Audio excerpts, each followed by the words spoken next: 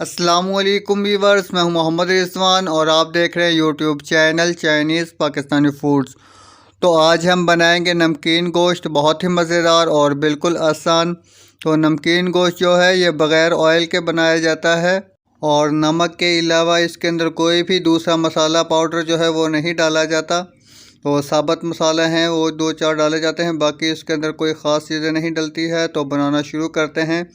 यहाँ पे मेरे पास सब्ज़ मिर्चें हैं 5-6 अदद साबुत, और ये 2 इंच का टुकड़ा है, इसको मैंने स्लाइस में काट लिया है। और 4 अदद आलू हैं बग़ैर छिले हुए दरमियाने साइज़ के। 4 अदद टमाटर हैं साबुत, और ये 8-10 लहसुन है। उसके बाद 2 अदद प्याज हैं छिले हुए।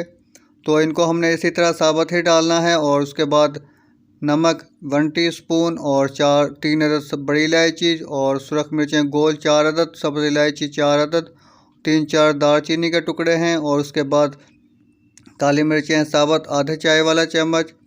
और यहाँ पे गोश्त है, मेरे पास बीफ का गोश्त है बड़े टुकड़ों में, बोनलेस है। और इसके अंदर मैंने चर्बी भी ली है थोड़ी सी। ये तकरीबन 1 किलो गोश्त है। तो आप चाहे तो मटन का भी बना सकते हैं। तो सबसे पहले जो है इसके अंदर हम करेंगे नमक को ऐड करेंगे। नमक को इसके अंदर डाल के मिक्स किया जाता है, मलते हैं इसको अच्छी तरह से। तो नमक आपने 1 चम्मच ही डालना है छोटे वाला, वरना तो ये जो है इसके अंदर ये नमकीन होता है गोश्त तो ज़्यादा हो जाएगा नमक।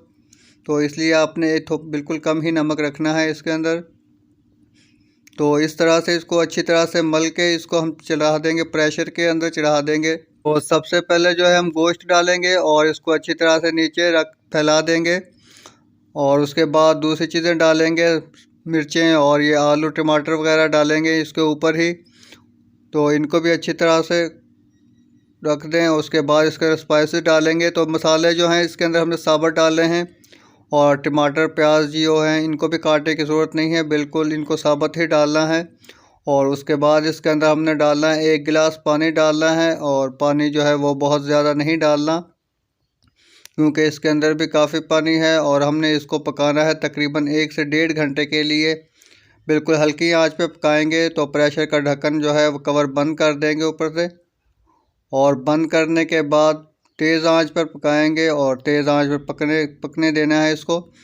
तो वेट जो है इसका जब तक हिलने ना शुरू हो जाए, ये विसल जो है इसकी चलनी शुरू हो जाएगी, फिर इसको हमने आग हल्की कर देनी है, बिल्कुल दम वाली आग जैसे होती है उस तरह से।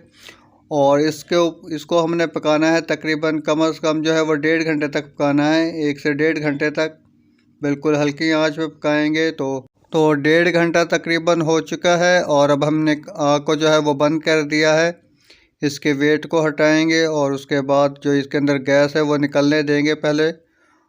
तो इसको अच्छी तरह से निकलने दें और प्रेशर को 1-2 दफ़ा इस तरह से हिला लें, ताकि इसके अंदर जो भाप है वो निकल जाए अच्छी तरह से।